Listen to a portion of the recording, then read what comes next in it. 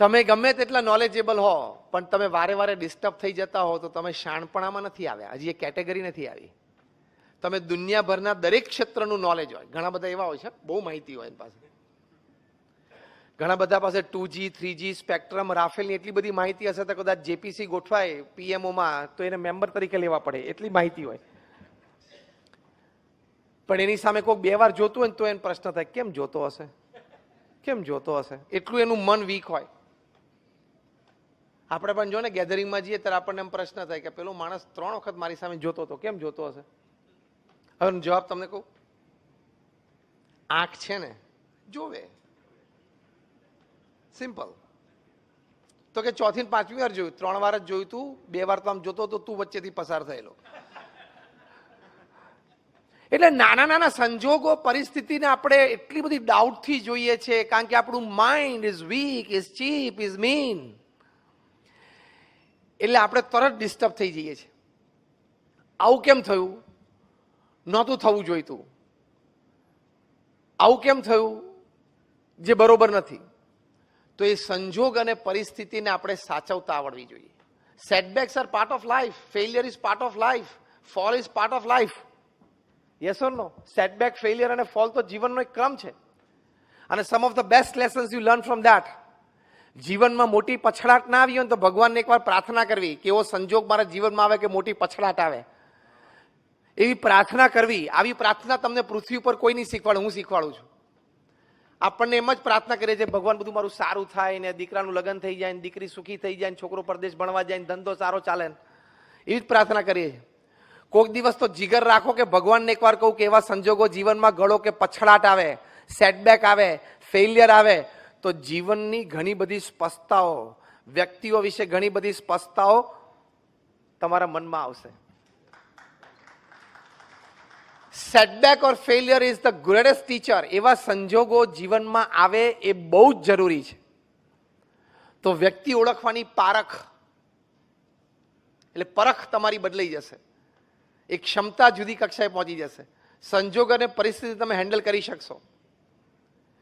See, what happens with you is 10%. How you take it is 90%. જે બને છે તમારી સાથે એની તો ઇમ્પેક્ટ તમારી પર 10% છે. એ સંજોગ, એ પરિસ્થિતિને તમે કેવી રીતે જોવો છો, કેવી રીતે મૂલવો છો, તમારા જીવનમાં એ કેવી રીતે સ્વીકારો છો, એની ઉપર એનું 90% ઇમ્પેક્ટ રહેલી છે.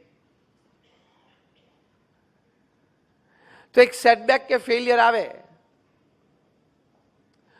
પ્રમુખ સ્વામી મહારાજને લંડનમાં ભવ્ય મંદિર કરવું હતું. ત્યાં લંડનમાં હેરો નામના એક સબબમાં અમે મોટી જગ્યા પણ લીધી. I am talking of early 90s.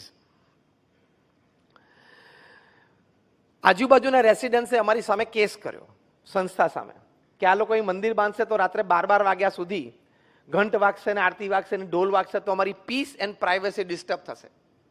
એટલે 12 વાગ્યા સુધી કોઈ નથી વગાડતું, અમારે ટાઈમ નથી. અને અમે કહ્યું ભારતમાં આવો, અમારા મંદિરો જુઓ, રાત્રે 9 વાગે તો મંદિર શાંત હોય છે, થઈ જાય છે, ઠાકોરજી પોઢી જાય છે. સ્ટીલ કેસ ચાલ્યો. અને પશ્ચિમ જગતમાં કેસના ભાગરૂપે એક લીગલ પ્રોસિજર એવી પણ હોય છે કે જેને સિગ્નેચર કેમ્પેઇન કહે છે. કોર્ટ બંને પાર્ટીને કે જે અફેક્ટેડ નેબરહુડ છે એમાંથી તમે તમારી સિગ્નેચર લઈ આવો, કન્વિન્સ કરીને લોકોને. વધારે સિગ્નેચર કોણ લાવે છે? એટલે સાહજિક છે, એ લોકો લોકલ્સ હતા ને અમે ઇમિગ્રન્ટ્સ હતા, એટલે વધારે સિગ્નેચર એ લોકોને મળી. કંઈક એ મોટી વાત રાખીને કોર્ટે જજમેન્ટ આપ્યું કે BAPS સંસ્થા અહીંયા મંદિર નહીં બનાવી શકે. Full and final judgement. Now listen carefully.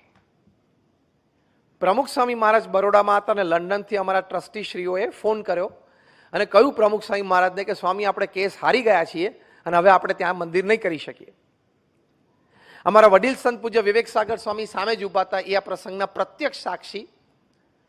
Pramukh સ્વામી મહારાજના કાને આ શબ્દ પડ્યા કે we have lost the case and it is a full and final judgement. પહેલો રિસ્પોન્સ પ્રમુખ સ્વામી મહારાજનો, જો આ સંજોગ અને પરિસ્થિતિમાં અભિગમ કેવા રાખવા. એક સેટબેક તો આવ્યો લાઈફમાં, મોટો ઝાટકો તો આવ્યો. પ્રમુખ સ્વામી મહારાજે એક ઝાટકાને કેવી રીતે લીધો ને એ આપણે શીખવાનું છે. એ જીવન છે. પ્રમુખ સ્વામી મહારાજના ચહેરા ઉપર એક લકીર પણ ફરી નહીં, નોટ અ સિંગલ વ્રિંકલ ચેન્જડ. પહેલું વાક્ય પ્રમુખ સ્વામી મહારાજ બોલ્યા, જેવી ભગવાનની ઈચ્છા. આ શબ્દોમાં બહુ તાકાત છે. બીજું વાક્ય પ્રમુખ સ્વામી મહારાજ બોલ્યા કે આપણે આપણો પુરુષાર્થ કરી લીધેલો, હવે જે પરિણામ આવ્યું એ આપણે સ્વીકારી લેવાનું. કેટલી સ્થિરતા રહે. આપણે આપણો પુરુષાર્થ કરી લીધો, બધા રિસોર્સિસ આપણે કામે લગાડી દીધા, હવે પછી જે પરિણામ આવ્યું એ આપણે સ્વીકારી લેવાનું, કારણ કે એનાથી વિશેષ તો આપણે કંઈ કરી શકીએ હતા જ નહીં. અને the third thing is determination. પ્રમુખ સ્વામી મહારાજે કહ્યું કે આપણે નક્કી કર્યું છે કે અહીંયા મંદિર કરવું છે, એટલે કરવું તો છે જ, બીજી જગ્યા શોધવા માંડો. કરશું, બીજી જગ્યા શોધી નિસ્દનમાં કર્યું. 1995માં ઉદ્ઘાટિત થયું ત્યારે રીડર્સ ડાયજેસ્ટે લખ્યું કે it is the 8th wonder of the world. તમે આજે પણ નિસ્દન જાઓ તો એ મંદિર beautiful exhibition of Indian culture, અને સમગ્ર ઇંગ્લેન્ડ દેશની એક પણ સ્કૂલ બાકી નહીં હોય જેના વિદ્યાર્થીઓએ આ મંદિરની વિઝિટ નહીં લીધી હોય. અને અત્યારે ધ 100 ટોપ આઇકોનિક બિલ્ડિંગ્સમાં એ BAPS સ્વામિનારાયણ મંદિર નિસ્દન લંડનનો સમાવેશ છે. કામ પણ એવું કર્યું, પણ આમ ડઘાઈ ન ગયા. આપણે શું થાય કે આ કેમ બન્યું, આ મુખ્ય પ્રશ્ન હોય છે. મેં કોઈનું ખોટું નથી કર્યું તોય મારી જોડે આવું કેમ બન્યું, આ મુખ્ય પ્રશ્ન હોય છે. બધા હા પાડો છો એટલે વાત તો સાચી છે ને. મેં કોઈનું ખોટું નથી કર્યું તો મારી સાથે કેમ આવું કર્યું, આ એક પ્રશ્ન. બીજો પ્રશ્ન, મેં મારી બુદ્ધિ, શક્તિ, આવડત, હોશિયારી, રિસોર્સિસ બધા કામે લગાડેલા, તો એમ મારા પ્લાનિંગ પ્રમાણે મને સક્સેસ કેમ ના મળ્યો, એ બીજો પ્રશ્ન. હું પ્રેક્ટિકલ વાત કરું છું ને, યસ ઓર નો. આ મનમાં આપણે રહે છે. પણ એક વાત સમજી રાખવાની, શ્રીમદ ભગવદ્ ગીતામાં ભગવાન શ્રી કૃષ્ણએ અર્જુનને કહ્યું, કર્મણ્યવાધિકારસ્તે મા ફલેષુ કદાચના. શું કીધું અર્જુનને? કે કર્મ કરવું એ તારો અધિકાર છે, તારું ફરજ છે, પણ પરિણામ ભગવાને કહ્યું કે હું નક્કી કરીશ. કેમ? કે if there are 10 factors which are in your control to bring success to the project, there are 10 factors which can bring failure to the project which are not in your control. સીધી વાત છે. અને આ શ્લોકનો તમને practical અનુભવ બધાને છે, પણ તમે વિચાર નથી કર્યો ને, એટલે તમને વારે વારે ડિપ્રેશન અને ફ્રસ્ટ્રેશન ફેલિયર વખતે આવે છે. આ શ્લોકનો તમને પ્રેક્ટિકલ અનુભવ જીવનમાં 10 વખત હશે. જો હવે હું બોલું ને એમાં તમે બધા હા પાડશો કે અમારા અમનો અનુભવ છે. શાંતિથી સાંભળજો.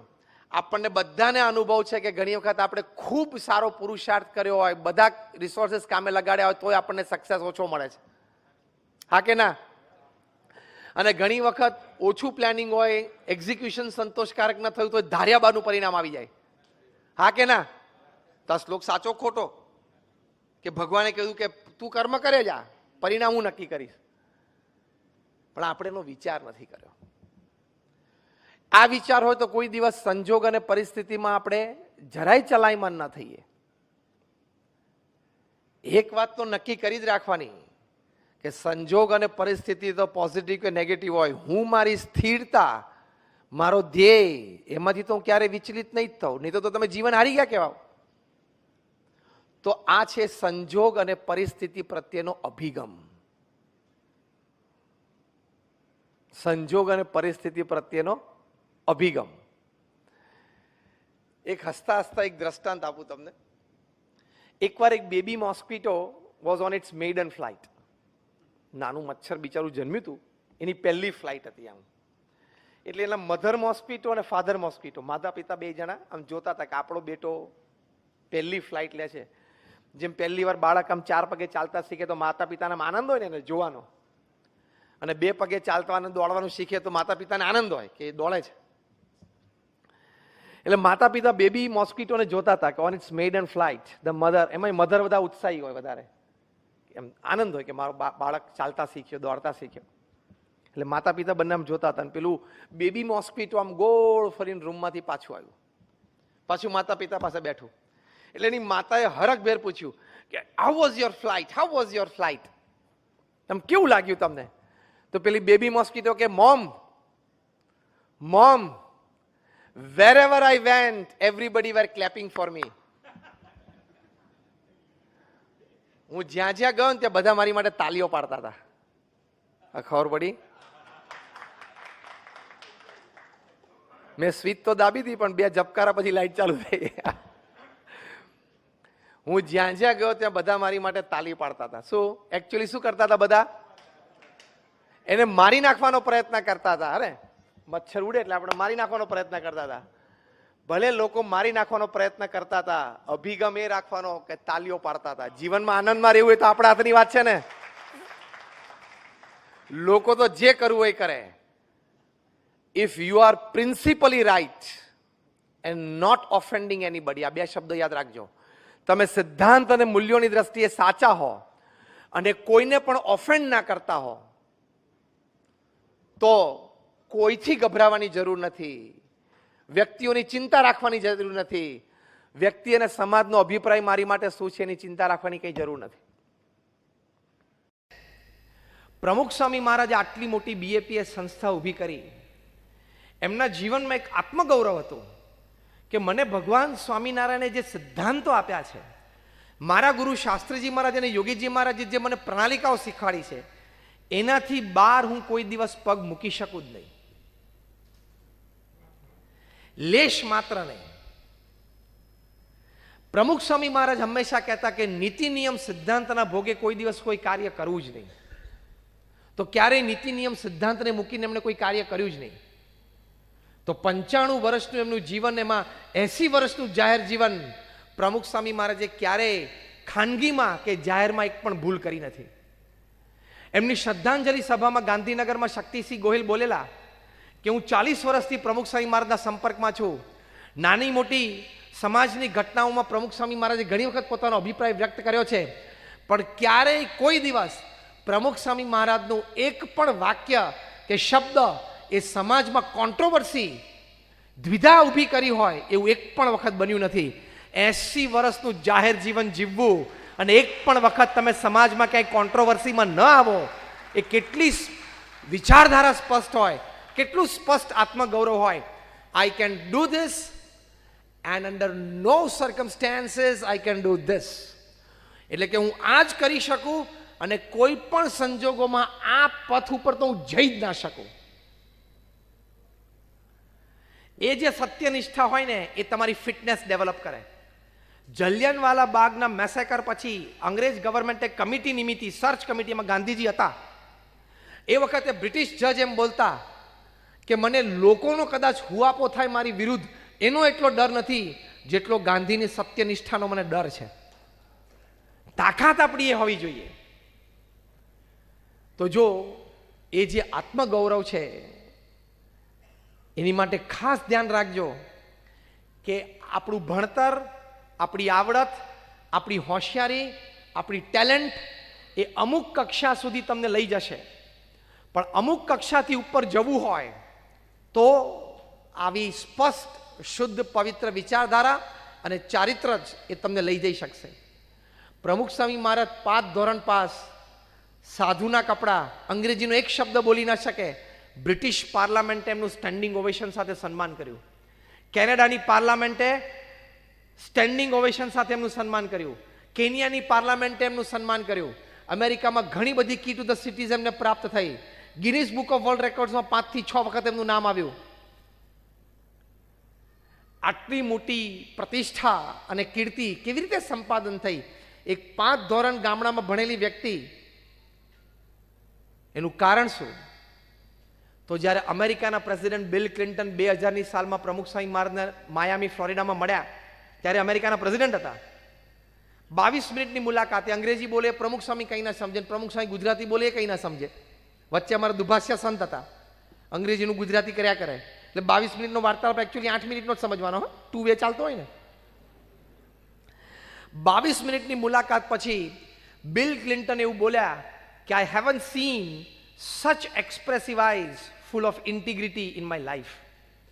એટલે કે પ્રમુખ સ્વામી મહારાજની આંખો જોઈને બોલ્યા કે આવી ઇન્ટિગ્રિટી એટલે કે વફાદાર, વિશ્વસનીય, દરેકને સાથે લઈને આગળ વધવું, કોઈને ધક્કો ન મારવો, દરેકની લાગણી ભાવનાનો વિચાર કરીને દરેકને પ્રગતિ કરાવવી, કોઈ દિવસ કોઈને દગો દેવાનો વિચાર પણ ના આવ્યો હોય, આ બધા ગુણો ભેગા થાય એટલે અંગ્રેજીમાં એક શબ્દ બને ઇન્ટિગ્રિટી. અને તમારા વર્ક પ્લેસમાં સૌથી મોટી કિંમત આ શબ્દની છે. આવડત હોશિયારીમાં થોડોક ઓછો એ ચાલે, ઇન્ટિગ્રિટીમાં થોડોક ઓછો એ લેશ માત્ર ન ચાલે. 80 વર્ષની વખતે પ્રમુખ સ્વામી મહારાજની ઉંમર હતી. 80 વર્ષની વ્યક્તિમાં એક ભારતીય સાધુમાં અમેરિકાના રાષ્ટ્ર પ્રમુખને ઇન્ટિગ્રિટી દેખાય એટલે, અને તો કેવા વ્યક્તિઓને મળ્યા હોય, પણ કે આવી આંખો મેં ક્યારેય જોઈ નથી. તો જો આ આપણું બહુ જ મોટું ધન છે, આ તમારી ફિટનેસ, ઇન્ટિગ્રિટી ઇઝ ફિટનેસ, તો તમે ગમે ત્યાં સર્વાઈવ થઈ શકો, ગમે ત્યાં મોટા કામ કરી શકો. 2001માં જ્યારે ભુજમાં ભૂકંપ આવ્યો, BAPS સંસ્થાએ 509 ગામોમાં રિલીફ વર્ક કર્યું. અમે 9 ગામો દત્તક લીધા અને 1500 ઘર બાંધી આપ્યા. હું 2001-2003ની વાત કરું છું.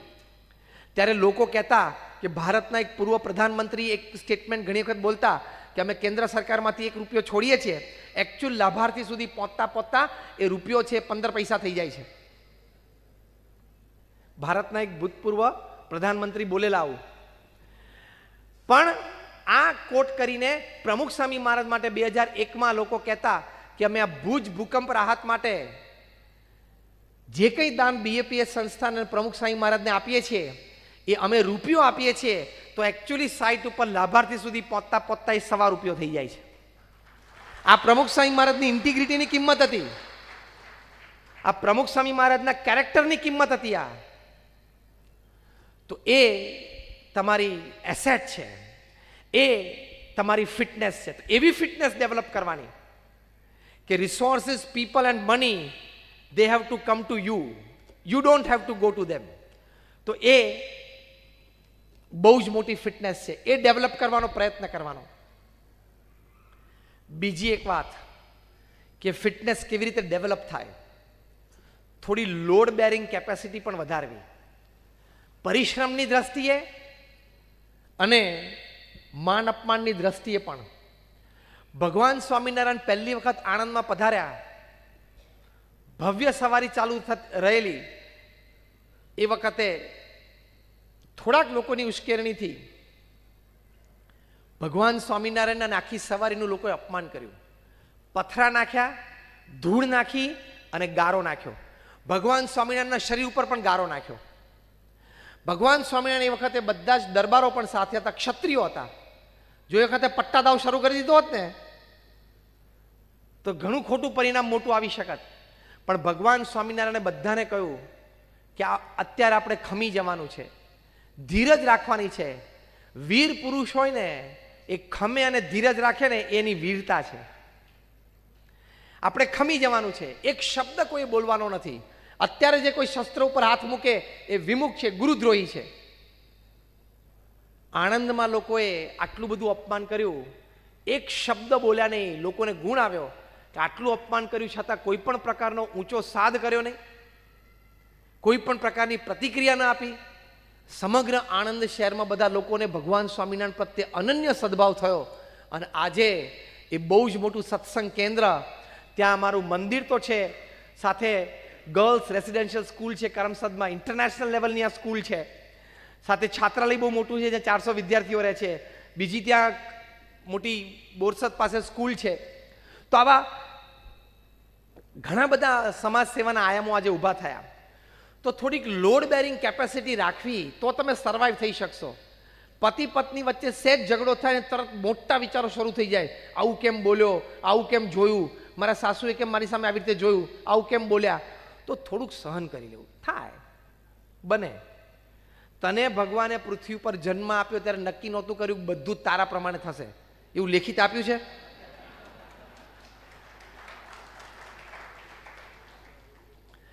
ની સાલમાં 1996માં અમે અમેરિકા ગયેલા, ત્યાં ફેમિલી શિબિર્સ માટે. ન્યુયોર્કમાં અમે એક ફેમિલી શિબિરમાં, તો 10-12 ફેમિલીઝ ભેગા હોય. પછી દિવસ દરમિયાન અમે ગ્રુપ્સ પ્રમાણે for the children, for youth, પછી એડલ્ટ્સને સાંજે એવી રીતે બધી ગ્રુપ ડિસ્કશન ચાલે, ઇન્ટરેક્શન ચાલે, કથા એટલે પ્રવચન ચાલે. એમાં નાના નાના બાળકો બધા બેઠા હતા, એની સાથે પણ અમે ઇન્ટરેક્ટ કરતા હતા. તો 2-4 બાળકો જરા આવ્યા નહોતા, એટલે અમારા સંચાલક હતા ને મને કે સ્વામી તમે ફોન ઉપર, હું જોડી દઉં એમને ફોન, અને તમે કહો કે આવો, તો સંતો કહેશે ને તો એ લોકો આવશે. સારું, આપણે વાત કરીએ. એટલે મને એને ફોન જોડી દીધો. તે વખતે તો મોબાઈલ ફોન હજી શરૂ થયેલા. 96માં નવા નવા હતા એટલે લેન્ડલાઇન ઉપર ફોન જોડ્યો. સામે જો કોઈ એંગેજ હોય ને તો ટેલિફોન એક્સચેન્જમાંથી એંગેજનો ટોન તમને ન સંભળાય, પણ એક સારી કંઈક વાતો સંભળાય. ઘણી વખત લોકો ડાયલોગ્સ રાખે પિક્ચરના, બીજું ત્રીજું હોય, પણ એક બહુ જ સરસ વાત એ મેં 96માં સાંભળેલી, મને એટલી બધી ગમી ગઈ.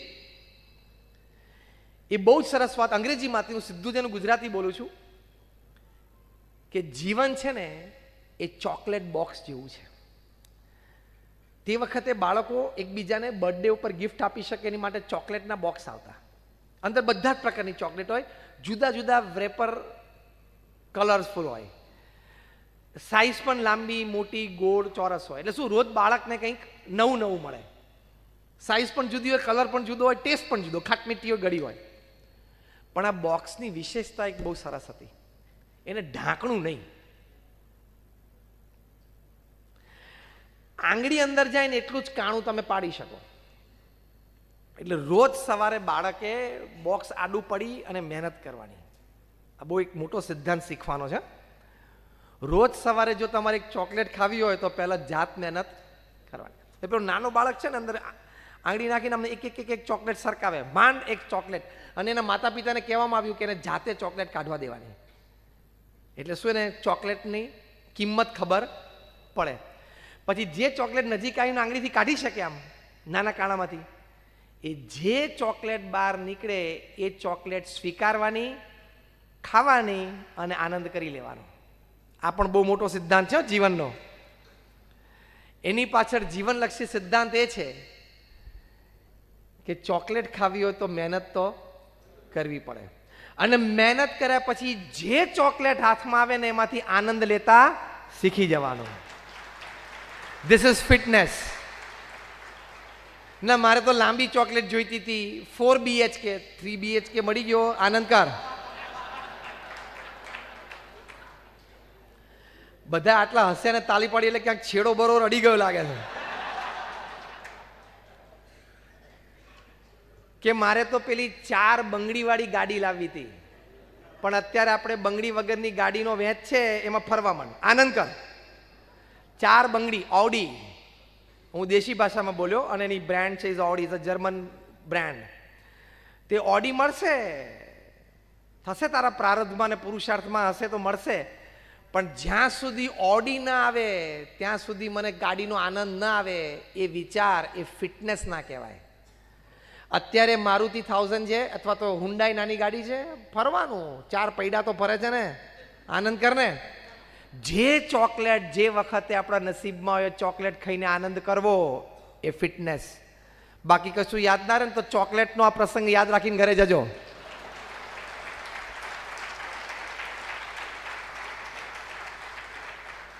બહુ જ સરસ એ એંગેજ ટોન વાગતો હતો. Life is like a box of chocolates. Every morning, because it doesn't have a lid, you have to put your finger inside. Try to get one chocolate, and whichever chocolate you get, enjoy it. બહુ સરસ બોલતા હતા એ વાક્ય, તેની મજા છે. એટલે આ ફિટનેસ, જે સમયે જે સંજોગોમાં જે મળ્યું એ સ્વીકારવું, એનો આનંદ કરી લેવો. મોટું કદાચ લક્ષ્ય હોય તો એ ચૂકવું પણ નહીં, ત્યાં પહોંચવું છે તે લક્ષ્ય પણ રાખો, પણ જ્યાં સુધી લક્ષ્ય મળે ને ત્યાં સુધી હું આનંદમાં નહીં રહી શકું, એ સિદ્ધાંત ખોટો છે. એ સિદ્ધાંત ખોટો છે. તમે એમ કહો કે જ્યાં સુધી હું બ્રાન્ડેડ કપડાં ન પહેરી શકું ત્યાં સુધી કપડાં જ ના પહેરી, એવું થોડે ચલાય. આ એના જેવું થયું. એટલે ભાઈ તો સાદા કપડાં પહેરવાના, પણ પહેરવા તો પડે ને. જ્યાં સુધી બ્રાન્ડેડ જ્વેલરી ના પહેરું ત્યાં સુધી હું જ્વેલરી ના પહેરું, એવું થોડે છે. જ્યાં સુધી હું મોટી લક્ઝરિયસ ગાડી ઓડી હોય, મર્ક હોય, BMW હોય, એ જ્યાં સુધી ના ફેરવું ત્યાં સુધી બીજી ગાડી ફેરવું જ નહીં. એવા ખોટા સિદ્ધાંતો રાખશો ને તો એ ફિટનેસ નથી, પછી એ દુઃખ છે. સંસ્થા અમારી BAPS તરફથી એક બ્રહ્મોપનિષદ પુસ્તક પ્રકાશિત થયું છે. એમાં પ્રમુખ સ્વામી મહારાજ એમના જીવનમાં જેટલા વાહનો સહજતાથી વાપર્યા છે ને, એ બધા વાહનોમાં એમના ફોટોગ્રાફ્સ મિડલ પેજ ઉપર છે. there is a plane, there is a helicopter, પછી ગાડી છે, પછી નાની ગાડી છે, પછી રિક્ષા છે, ટ્રેક્ટરની ટ્રોલીમાં બેઠા છે, ગાડામાં બેઠા છે. 6 ફોટોગ્રાફ્સ છે, જુદા જુદા સમયના, જુદી જુદી જગ્યાઓના, સાહજિક સંજોગોના. પણ એ 6 ફોટોગ્રાફમાં પ્રમુખ સ્વામી મહારાજના ચહેરા ઉપર સ્થિરતા અને આનંદ એટલો જ છે. એને ફિટનેસ કહેવાય. તો સર્વાઈવ, તોય ટકી જાય માણસ. રાજકોટમાં 1979ની સાલમાં પ્રમુખ સ્વામી મહારાજનો જન્મજયંતિ ઉત્સવ ઉજવાયો. હજારો લોકો સભામાં આવ્યા. સાંજે આવી સભા થઈ. બીજે દિવસે સવારે ત્યાં પ્રમુખ સ્વામી મહારાજ સવારે પધરામણીએ નીકળ્યા. તો માલવિયા શેઠ, બહુ જ મોટા શેઠ હતા રાજકોટમાં, એમની ઇમ્પાલા ગાડી અમને પ્રમુખ સ્વામી મહારાજને વિચરણ માટે આપેલી. તો ત્યાં ભૂપેન્દ્ર રોડ ઉપર ઇમ્પાલા ગાડી બંધ પડી ગઈ. ડ્રાઈવરે જોયું તો ડીઝલ ખલાસ થઈ ગયેલું. એટલે કે સ્વામીજી હમણાં ક્યાંકથી નજીક પેટ્રોલ પંપ પર ડીઝલ લઈ આવું. સ્વામી કે મારે મોડું થશે. પ્રમુખ સ્વામી જાતે રિક્ષા ઊભી રાખીને રિક્ષામાં બેસી ગયા. આગલા દિવસે 15-25 હજાર માણસો તમારા જન્મ જયંતિમાં તમને બધાઈઓ આપવા માટે આવેલા. એ આખા શહેરને ખબર છે. બીજે દિવસે તમે ઇમ્પાલામાં રોડ વચ્ચે છો. ઇમ્પાલાથી ઉતરીને સાહજિક રિક્ષામાં બેસી ગયા. આણંદમાં પ્રમુખ સ્વામી મહારાજની હાથી ઉપર સવારી નીકળી. આખા આણંદ શહેરે એમની જન્મ જયંતિ ઉજવી. બીજે દિવસે પ્રમુખ સ્વામી મહારાજ આણંદની ગંજ બજારમાં 70 થી 80 દુકાનોમાં એક દુકાને પધરામણીએ ગયા. વેરી નેક્સ્ટ મોર્નિંગ હાથી ઉપર હતા. આગલા દિવસે સાંજે હજારો લોકો એમને વધાવતા હતા. બીજે દિવસે એક દુકાને. ઘણા દુકાનવાળા તો ઓળખતા નહોતા. ઘણા દુકાનવાળાને કોઈ એવો ભાવ પણ નહીં. કોઈ હરિભક્તો, કોઈ સત્સંગી નહોતા, પણ પ્રેમથી ને ત્યાં પધાર્યા. આવું તમે સાંભળો છો ને, આટલું સહજ નથી હો જીવનમાં. તો આ ફિટનેસ કેવી હશે એમની, મેન્ટલ અને ઇમોશનલ, એમના વિચારો અને એમના ભાવો ઉપર એમનો કાબુ કેટલો હશે, કંટ્રોલ કેટલો હશે. પ્રમુખ સ્વામી મહારાજની લંડનમાં સુવર્ણ તોલા થયેલી. 1985ની સાલમાં QPR સ્ટેડિયમમાં હજારોનું પેક્ડ સ્ટેડિયમ, કદાચ 30 થી 35 હજાર લોકોનું પેક્ડ સ્ટેડિયમ, એની વચ્ચે પ્રમુખ સ્વામી મહારાજને સુવર્ણથી જોખવામાં આવેલા. પ્રમુખ સ્વામી મહારાજ કહ્યું, હું સુવર્ણની સામે ત્રાજવે નહીં બેસું, કારણ કે હું સંત છું. એટલે સાકર સામે જોકવામાં આવ્યું અને પછી સાકરની સામે પ્રમુખ સ્વામી મહારાજ બેઠા. પણ એમના બોડીનું વેઇટનું ઇક્વિવેલન્ટ ગોલ્ડ. હવે આવો પ્રસંગ તમારો લંડનમાં બને, 35,000 માણસના લાઈવ સ્ટેડિયમમાં, 35,000ના લાઈવ સ્ટેડિયમ પેક્ટમાં તમારી સુવર્ણ તોલા થાય. એ માણસનું અભિમાન કંટ્રોલમાં રહે, સેન્સીસ કંટ્રોલમાં રહે. અમથા આપણે એક સારા બ્રાન્ડેડ કપડાં પહેર્યા હોય ને તો આપણી ચાલ બદલાઈ જાય. હા, જો ગોલ્ડ ફ્રેમ વાળા ચશ્મા પહેર્યા હોય ને તો ગેધરિંગમાં કે પાર્ટીમાં વારે વારે બધાની હાજરીમાં એટલે પેલાનું ધ્યાન જાય કે તું જો મેં આ ગોલ્ડ ફ્રેમ વાળા પહેર્યા છે. બ્રાન્ડેડ શૂઝ પહેર્યા હોય તો 2-4 વખત આમ પગ ઊંચો કરી અને મોજું સરખું કરે. ખબર છે તું શેની માટે પગ ઊંચો કરે છે. આપણી આ વૃત્તિ છે.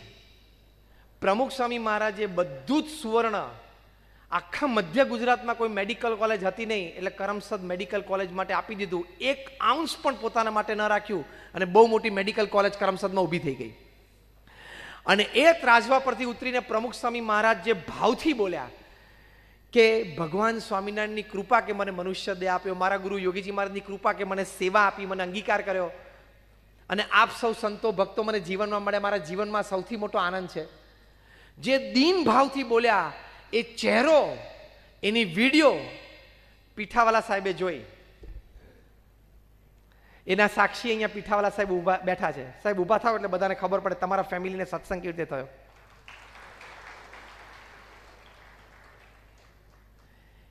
ડુમ્મસમાં એમનો મોટો બંગલો, પણ એમને આ જોયું. પીઠાવાલા સાહેબે કહ્યું કે લંડનમાં આવો પ્રસંગ ને આવું સન્માન, પછી એ વ્યક્તિના ચહેરા ઉપર આટલો નિર્માની ભાવ રહે, એ વ્યક્તિ નમ્રતાથી આવા શબ્દો બોલી શકે, આ કોઈ સામાન્ય વ્યક્તિ નથી. કેટલી ફિટનેસ હોય, કેટલો કંટ્રોલ હોય એના મગજ ઉપર, એના ભાવો ઉપર. ત્યારે આવા પ્રસંગે તમારી શાન ઠેકાણે રહે. ચોખ્ખી ગુજરાતી ભાષામાં તમારી શાન ઠેકાણે રહે, નહીં તો ઠેકાણે રહે નહીં. અને એમના ભક્તિભાવને વશ થઈને પ્રમુખ સ્વામી મહારાજ 22 વખત ડુમ્મસ એમના ઘરમાં રોકાણા છે. 22 ટાઈમ્સ. તો જો આ તમારી ફિટનેસ કહેવાય. એટલે જરાય પણ અછકલાઈ ના આવવી જોઈએ જીવનમાં. ગમે તેવી મોટી વાત જીવનમાં આવી જાય તો ઉભરા બહુ મોટા આવી ના જવા જોઈએ, અને ગમે તેવા ઘા વાગી જાય તો ડઘાઈ ન જવું, એ ફિટનેસ છે. અછકલાઈ પણ નહીં અને ડઘાવું પણ નહીં, બહુ સ્થિરતાથી. પ્રમુખ સ્વામી મહારાજે યુનોમાં ગુજરાતીમાં પ્રવચન કર્યું. યુનોમાં કાં તો અંગ્રેજીમાં થાય ને કાં તો રાષ્ટ્રીય ભાષામાં થાય. પ્રમુખ સ્વામી મહારાજ કે મને ગુજરાતી આવડે, પણ કે ના, તમે ધર્મસભાના મુખ્ય અધ્યક્ષ તરીકે તમે છો, એટલે ધર્મસભામાં મુખ્ય ગુરુ તરીકે એમને આમંત્રણ હતું. પ્રમુખ સ્વામી મહારાજ ગુજરાતીમાં બોલ્યા, જરાય ચહેરા ઉપર ખચકાટ નહીં. બીજે દિવસે બધા ન્યૂઝપેપરે લખ્યું કે ગુજરાતી ભાષાનું ગૌરવ વધાર્યું, કે યુરોમાં જઈને પહેલી વખત ગુજરાતીમાં પ્રવચન થયું. પણ આ બધા બેઠા છે, બધા અંગ્રેજી સારું બોલે છે, એની વચ્ચે હું ગુજરાતી બોલીશ તો કેવો લાગીશ, લોકો મને શું સમજશે, એવા કોઈ ઇન્ફિરિયર વિચાર જ નહીં. In short, you never go into superiority complex and you never go into inferiority complex. That is called fitness. Superiority પણ ના આવી જવી જોઈએ અને ઇન્ફિરિયરિટી પણ નહીં, તો એ ફિટનેસ છે. અને એ લંડનમાં સુવર્ણ તુલા એમની પૂરી થઈ. બીજે દિવસે સવારે એક વ્યક્તિ આવીને અડધો કલાક પ્રમુખ સ્વામી મહારાજનું અપમાન કર્યું, મોઢા. વચ્ચે બે જણા એમને બંધ રાખવાનો પ્રયત્ન કર્યો. સ્વામી કે બોલી લેવા દો. અપમાનનો મુખ્ય હેતુ એ તો હતો કે તમે યુવાનોને દીક્ષા આપો છો, એન્જિનિયર ડોક્ટરે તો ભવિષ્યમાં સમાજમાં એન્જિનિયર ડોક્ટર ઓછા થઈ જશે, એટલે જેટલા છે એટલા તો નોકરી આપ, પહેલા જેટલા છે એમાંથી 15% બિચારા જોબલેસ છે. પ્રમુખ સ્વામી એક અક્ષર ના બોલ્યા. કહી શક્યા હોત ને કે ક્યાં તારા છોકરાને મેં દીક્ષા આપી છે, બોલી શક્યા હોત. હી ડીડ નોટ સે અ વર્ડ. એનો ઉભરો ઠાલવી લીધો. પછી પ્રમુખ સ્વામી મહારાજે અમારા વડીલ સંત બાજુમાં વિવેક સાગર સ્વામી હતા, એમને કહ્યું કે જમવાનો સમય થયો છે, ભાઈને જમાડી દેજો. શું ફિટનેસ કહેવાય! મેન્ટલ ફિટનેસ કઈ કક્ષાની કહેવાય! આગલા દિવસે તમારી QPR સ્ટેડિયમમાં, લંડનનું આ ફૂટબોલ સ્ટેડિયમ, જેમ પેક્ડ ઓડિયન્સમાં સુવર્ણ તુલા, અને હજી એને 12-15 કલાક નથી થયા અને કોઈક વ્યક્તિ તમને અડધો કલાક ખકડાવે, એને તમે બધું જ બોલવાની છૂટ આપો અને પછી એને પ્રેમથી જમાડીને મોકલી શકો, કેટલી ફિટનેસ કહેવાય! જબરજસ્ત ફિટનેસ કહેવાય ને. જરાય ચલાયમાન ન થાય. તો આ ફિટનેસ આપણે ડેવલપ કરવાની. આ તો કે હું ત્યાં પાર્ટીમાં ગયો હતો ને પેલો મારી સામે 2-3 વાર જોતો હતો, ખબર નહીં કેમ જોતો હશે, લો એમાં અહીંયા ફિટનેસ જતી રહે. હવે એનું કારણ કહું કેમ જોતો હતો, કહું. એને આંખો છે ને જોવે, તારે બીજો કઈ મનમાં વિચાર જ નથી કરવાનો. તો કે ના, એ તો 4થી 5મી વખતે જોતો હતો. 4થી 5મી વાર તો એમ જોતો હતો, તું વચ્ચે આવી ગયેલો અને તને એવું થઈ ગયું મારી સામે જોતું હતું. 40 વર્ષની ઉંમર થાય ને ત્યાં સુધી દરેક વ્યક્તિને એમ લાગે કે મારા વિશે લોકો ખૂબ વિચારે છે, મને લોકો ખૂબ જોવે છે, લોકોના મનમાં હું બહુ છું. 40થી એ ભ્રમણા તૂટવાની શરૂ થઈ. 40થી 60 વચ્ચે ડાઉટમાં આવે કે કદાચ ખબર નહીં લોકો જોતા હોય નહીં જોતા હોય, વિચારતા હશે નહીં વિચારતા. અને 60 વર્ષે મગજ ક્લિયર થઈ જાય, કોઈ દિવસ કોઈએ મારું કંઈ વિચાર્યું જ નથી, કોઈ જોતું જ નથી, ખોટી ભ્રમણામાં હું હતો.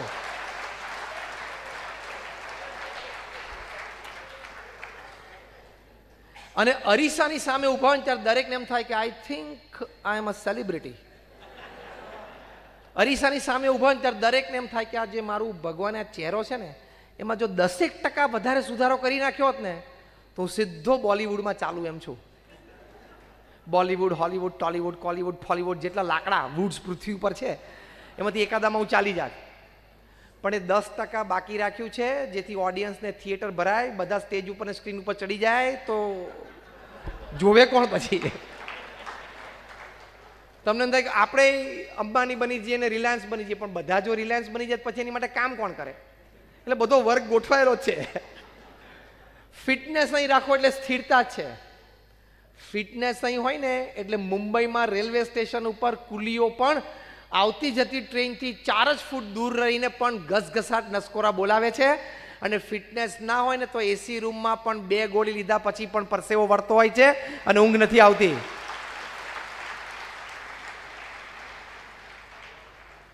ઊંઘ છે ને સ્લીપિંગ પિલ ઉપર ડિપેન્ડન્ટ નથી, આખા દિવસમાં શું કર્યું છે ને એની ઉપર આધારિત છે. ફિટનેસ એ હોવી જોઈએ. તો આપણો ઘણો સમય થયો છે, છેલ્લી 5 મિનિટમાં આપણે આ વાત પૂરી કરી દઈએ કે સર્વાઈવલ ઓફ ધ ફિટેસ્ટ, જે શ્રેષ્ઠ હશે, યોગ્ય હશે અને લાયક હશે એ જ ટકશે, બાકી બીજો ટકી શકશે નહીં. એમાં છેલ્લી વાત આ કરવાની કે ક્લેરિટી ઓફ પર્પઝ.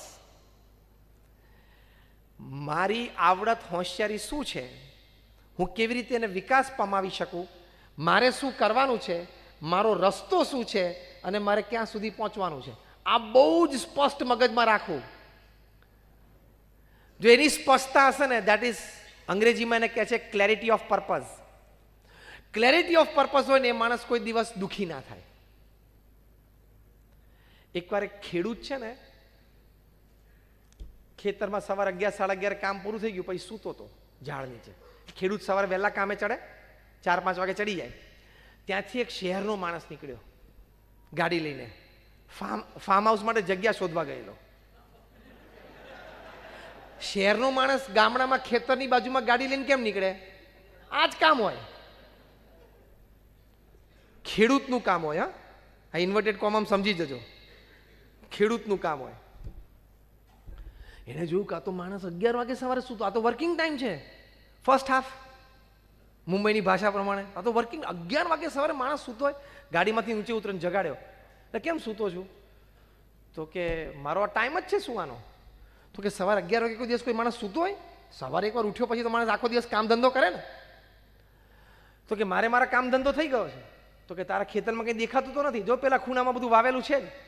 તો કે આખું તારું ખેતર છે? તો કે આખું મારું છે. તો કે એટલામાં જ કેમ વાવેતર કર્યું છે? એટલામાંથી મારે ને મારા પરિવારનું ને મારા ભાઈઓના પરિવારનું પોષણ થાય છે, થોડીક બચત પણ થાય છે, અને વેચું પણ છું, એમાંથી પૈસા પણ મળે છે અને સંતોષ છે. તો પેલો શહેરનો માણસ કે તારી પાસે આવડી મોટી જમીન છે, બધી જ ખેડાય, વધારે મહેનત કરને. તો પેલો કે બધી ખેડું પછી શું થાય? તો કે વધારે પાક થાય, પછી વધારે તું વેચી શકે, પછી વધારે પૈસા આવે, પછી તું શહેરમાં મોટો બંગલો લઈ શકે, પછી એસી સેન્ટ્રલ એર કન્ડિશન કરી શકે, પછી ફર્સ્ટ ક્લાસ બેડરૂમમાં કંટ્રોલ ટેમ્પરેચરમાં જે આનંદથી ઊંઘાય. પેલો કે એ તો હું કરતો જ તો, તું ડિસ્ટર્બ કરવા આવ્યો.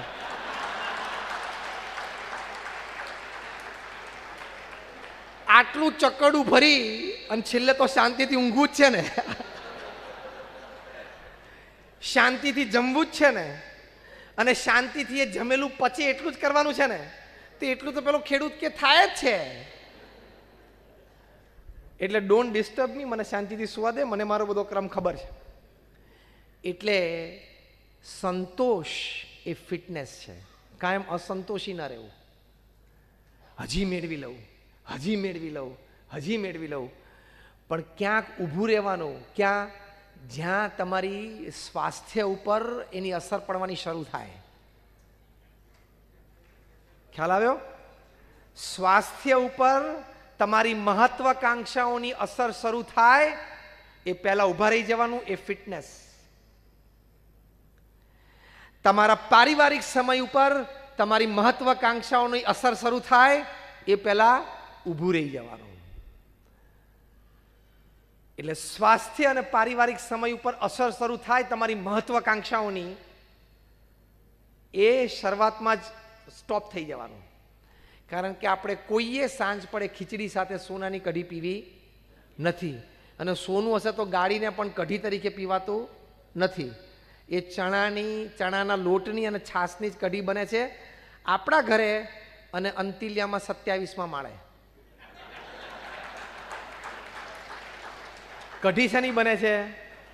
ચણાના લોટની અને છાશની. ક્યાં? આપણા ઘરે અને ઓફ પેડાર રોડ, અંતિલિયામાં 27માં માળે. દુનિયાનું સૌથી મોંઘામાં મોંઘું ઘર, મુકેશ અંબાણીનું રેસિડન્સ. દુનિયાનું સૌથી મોંઘામાં મોંઘું રેસિડન્સ છે. તો ત્યાં પણ કઢી ચણાના લોટની અને છાશની બને છે. ખ્યાલ આવ્યો? આ સ્પષ્ટતા સાથે જીવવું, સંતોષની રેખા સાથે જીવવું, એ ફિટનેસ છે. એટલે આવી ફિટનેસ એ હંમેશા રાખવાનો પ્રયત્ન કરવો. આવી ફિટનેસ ડેવલપ થાય એની માટે એક છેલ્લો મુદ્દો મને યાદ આવ્યો એટલે 5 મિનિટમાં પૂરું કરી દઉં. ભગવાન પ્રત્યેની શ્રદ્ધા રાખજો. ભગવાન આપણા દુશ્મન નથી. ભગવાન આપણું સારું કરવા જ બેઠા છે. તમે મા બાપ તરીકે તમારા દીકરાનું કોઈ દિવસ ખોટું ઈચ્છો છો? હા કે ના? તો આપણે ભગવાનના દીકરા સંતાનો છીએ. ભગવાન આપણું કોઈ દિવસ ખરાબ ઈચ્છતા જ નથી. આપણા કર્મ ખોટા હોય, આપણી વૃત્તિઓ ખોટી હોય એટલે ભગવાન કોક વખત થોડીક પનિશમેન્ટ આપે છે. બાકી તો અત્યંત કૃપા ઉપર આમ કીડીઓની લાઈન જતી હોય તો આપણને અમથી બધી કીડીઓને મારી નાખવાનું મન થાય? કોઈ દિવસ આપણે એવું કર્યું છે? આપણામાં ને કીડીનું અંતર આપણે જાણીએ છીએ કે ક્યાં હું માણસ અને ક્યાં બિચારી નાની કીડી, બિચારી શાંતિથી જાય છે ને ક્યાં એને મારવો. આપણામાં એનામાં જેટલું ડિસ્ટન્સ છે ને એનું કરતાં અનંત ઘણું આપણામાં એમનામાં ડિસ્ટન્સ છે. એને દયા આવે છે ક્યાં બિચારાને મારવો. એટલે કંઈ ભગવાન નેવર પ્લેસ ડાઈઝ. ઓગમેન્ડીનો બહુ મોટા મેનેજમેન્ટ ગુરુ લખ્યું છે, ગોડ નેવર પ્લેસ ડાઈઝ. ભગવાન કે આમ ડાઈસ નથી રમતા, છગડો બગડો જે પડ્યો પણ ચલાવો, સિસ્ટમ પ્રમાણે ચાલે છે. તો એ ભગવાનમાં એ શ્રદ્ધા રાખવી કે ભગવાન જે કંઈ કરે છે એ મારા સારા માટે કરે છે. આ બહુ પ્રિન્સિપલ છે. તમે આ વાત દ્રઢ કરશો ને તો ઘણી સ્થિરતા આવશે, તમારી ફિટનેસ વધશે અને તમે ગમે તેવા કપરા સંજોગોમાં પણ ટકી જશો કે ભગવાન મારું સારું કરવા જ બેઠા છે. આપણને અત્યારે ખબર નથી કે કેવી રીતે સારું થાય. પ્રમુખ સ્વામી મહારાજે ગાંધીનગર અક્ષરધામ ઉપર આતંકવાદી હુમલો થયો, આતંકવાદી હુમલામાં નુકસાન પણ થયું, જાનહાનિ પણ થઈ, તો પણ શ્રદ્ધાંજલિ સભામાં પ્રમુખ સ્વામી મહારાજ બોલ્યા કે જે કંઈ થયું છે ભગવાનની ઈચ્છાથી થયું છે, ભગવાનને જેમ યોગ્ય લાગે એમ કર્યું છે. બધી જ ઘટનાઓમાં ભાવ રાખો તો સ્થિરતા રહેશે. તો એ ફિટનેસ છે. 1972માં યુગાન્ડાના પ્રેસિડેન્ટ હતા ઈદી અમીન, એને ગાન પણ સૂજ્યું અને બધા એશિયનને કીધું કે 72 કલાકમાં યુગાન્ડા છોડો. હવે ત્યાં બધા આપણા ગુજરાતી ને આપણા બધા પટેલોએ જે ધંધા જમાવી રાખેલા, મર્સિડીઝમાં ફરતા હતા બધા, અને જે દુકાનો ચલાવતા હતા, જે ટ્રેડ ચલાવતા હતા, 72 કલાકમાં પહેરેલા કપડે યુગાન્ડા છોડો. ધંધો, પૈસા, બેંક, એટલે લોકર્સ, ઘરેણા બધું છોડવું જ પડ્યું, કારણ કે મિલિટરી ઘરે આવી ગઈ હતી અને પાછળ નાણચું અડાડીને જ એરપોર્ટ મૂકી આવે. લગભગ 30,000 આપણા ગુજરાતીઓ અને ભારતીયો બધા યુગાન્ડા છોડીને લંડન ગયા, કારણ કે બ્રિટિશ કોલોની હતી એટલે બધા પાસે બ્રિટનમાં રહી શકે, બ્રિટિશ પાસપોર્ટ તો હતો જ. પહેરેલે કપડે લંડન જેવા શહેરમાં તમે ઉતરો, શું કરવાનું? કોઈ ઓળખાણ નહીં, કોઈ બેક સપોર્ટ નહીં. પણ કોકે નોકરી શરૂ કરી, કોક છાપા નાખવાની શરૂઆત કરી, કોકે દૂધમાં ડેરીમાં કામ શરૂ કર્યું, નાના નાના કામ બધા શરૂ કર્યા. ત્યાં બધા શેઠિયાઓ હતા, કરોડોપતિ હતા, પણ કેવી રીતે સર્વાઈવ થયા, ટકી કેવી રીતે ગયા? કે અત્યારે જે વાસ્તવિકતા છે મારે સ્વીકારી લેવાની. મારે હવે ભૂતકાળ જરાય યાદ નહીં કરવાનું કે બહુ મોટો શેઠિયો હતો. આજે સાંજે મારા બૈરા છોકરાને ખાવું હોય તો મારે આ મજૂરી અત્યારે કરવી જ પડશે. એ વાસ્તવિકતાનો સ્વીકાર. અને એ લોકોને ભગવાનમાં શ્રદ્ધા હતી. બહુ જ મોટા એક સારા લેખક ચાર્લ્સ કનિંગહેમ, એમણે આ પ્રસંગ ટાંક્યો છે એમના લેખમાં અને લખ્યું છે કે આ બૌદ્ધા જે ગુજરાતીઓ, આ 30,000માં બધા બૌદ્ધા 70-80% ગુજરાતીઓ જ હતા, એ પહેરેલે કપડે સાહેબી છોડીને લંડન આવ્યા અને નાના નાના કામમાં પણ મન પરોવી દીધું અને સ્થિર રહી શક્યા. એનું બહુ જ મોટું કારણ એ છે, ચાર્લ્સ કનિંગહેમ લખે છે કે they had faith in God, કે whatever God created in my life is for my good. એ લોકોને ભગવાનમાં શ્રદ્ધા હતી કે ભગવાને જે કંઈ મારા જીવનમાં કર્યું એ મારા સારા માટે જ કર્યું છે. એ શ્રદ્ધા હતી. અને બીજું વાક્ય ચાર્લ્સ કનિંગહેમે લખ્યું છે કે majority of them were followers of the Swaminarayan. Swaminarayan પંથના ફોલોવર્સ હતા. આજે એમની બીજી ને ત્રીજી પેઢીએ બધા ખૂબ સુખી છે કે કદાચ ત્યાં યુગાન્ડામાં રહ્યા હોત તો કદાચ એટલી પ્રગતિ નહીં. આજે એ લોકો બોર્ન બ્રિટિશ સિટીઝન છે. એ બધાને અને 70-72ની સાલમાં જે ઇંગ્લેન્ડ કે અમેરિકા ગયા એ બધા જ આજે મિલિયનર્સ અને બિલિયનર્સ થઈ ગયા છે. તો એ બધા જ આજે ખૂબ સુખી થઈ ગયા છે. ત્યારે એમને થયું કે એ વખતે જેટલું મૂકીને આવ્યા એના કરતાં 100 ગણું ભગવાન આપણને લંડનમાં આપી દીધું. એટલે આવો ઝાટકો આવે ને ત્યારે ભગવાનની ઈચ્છા સમજવાની કે આપણી માટે કંઈક સારું હશે. તમારું નાનું બાળક 6-8-10 મહિનાનું હોય ઘરમાં અને રમતા રમતા એના હાથમાં ચપ્પુ આવી જાય અને ચપ્પુથી રમવાની શરૂઆત કરે તો તમે પહેલું કામ શું કરો? 8-10 મહિનાનું બાળક હોય તો શું કરો? એનો પહેલા તો હાથ પકડી લો અહીંથી કે બીજી આંગળીઓ એની ચપ્પા ઉપર ફરે નહીં, અને પહેલું કામ એના હાથમાંથી ચપ્પુ છોડાવવાનું. એના હાથમાંથી ચપ્પુ લઈ લો એટલે બાળક શું કરે? બોલો, રડે. એ કેમ રડે છે? ચપ્પુ લઈ લીધું એ નહીં, એનું રમકડું લઈ લીધું, કારણ કે એ ચપ્પાને રમકડું માને છે. એની બુદ્ધિ એટલી નથી કે એને ખબર ન પડે કે આ મારી માટે ઘાતકી છે. મારી કોમળ નાની આંગળી, જેમ પેલી ભીંડો કાપી નાખે એમાં ચપ્પુ કાપી નાખશે મારી આંગળી, એને ખબર નથી. પણ તમને ખબર છે ને, એ બાળક એને રમકડું સમજે છે, પણ તમને ખબર છે કે આ ભલે રમકડું સમજે પણ આ રમકડું નથી, આ ભયંકર નુકસાન પહોંચાડી શકે છે. એટલે રડે છે તો પણ તમે લઈ લો છો, તમારો જ દીકરો છે ને, અને ખૂબ રડે અને પાછું માંગે તો પણ તમે એને વસ્તુ પાછી આપતા? ખૂબ રડે તો પણ એ ચપ્પુ એના હાથમાં પાછું અપાય? હા કે ના? ન આપો. એમ કોક ધંધો આપણા હાથમાં આવે, આપણને લાભદાયી જણાય, પણ એ આપણી માટે ચપ્પુ હોય, એ આપણને ખબર પડે નહીં. એ વેપાર કે ધંધો અથવા તો એ સંબંધ વેવાઈ વેલાનો હોય, પતિ પત્નીનો, એ સંબંધ આપણને રમકડા જેવો આનંદમય લાગે, પણ એ જાણે છે કે આ રમકડું રમજીને સમજે છે, એનાથી રમે છે, પણ આ એની માટે ચપ્પુ છે. એટલે ભગવાન તમારા હાથમાંથી એ ધંધો પણ લઈ લે અને એ સંબંધ પણ લઈ લે. એ વખતે તમે રડો, એટલો સરસ ધંધો માંડ શરૂ કરેલો જામતો હતો, પણ આ કેમ તૂટી ભાંગ્યો? અથવા તો માંડ એક તો 28 વર્ષે લગ્ન થયા અને 2 વર્ષમાં ડિવોર્સ થઈ ગયા, એવું તમને લાગે, કારણ કે તમે એને રમકડું માનતા હતા. ભગવાન જાણે છે કે આ ચપ્પુ છે, આ નુકસાન પહોંચાડશે, એટલે લઈ લે. પછી તમે રડો અને આખો શ્રાવણ મહિનો એકટાણું કરો તો એ રમકડું પાછું ભગવાન આપે નહીં. એ ચાતુર્માસ આખો કરો ને અને ઉઘાડા પગે શિવલિંગને દૂધ ચડાવવા જાઓ ને તો ભગવાન જાણે કે this is not a toy, it is a knife. આની માટે રમકડું નથી. તમને એમ થાય કે આ જમીનનો સોદો કેમ પૂરો નથી થતો? આ એક પડીકું વેચાતું કેમ નથી? પણ એમાં ભગવાનની તારી પર કૃપા છે. એ તાત્કાલિક કંઈક થશે તો તને લોસ જવાનો હશે, ક્યાંક ભરાઈ જવાનો હોય. એટલે એટલું તો મનમાં રાખવું કે નથી વેચાતો માલ, અથવા તો આ એક જમીનમાં કંઈક પ્રશ્ન છે, એ ભગવાને મારા સારા માટે કરી રાખ્યો છે. ક્યાંક આ વસ્તુને હું રમકડું સમજું છું પણ એ ચપ્પુ છે, એટલું તમારા મનને કહેતા રહેજો અને મન પાકું રાખજો. એ ફિટનેસ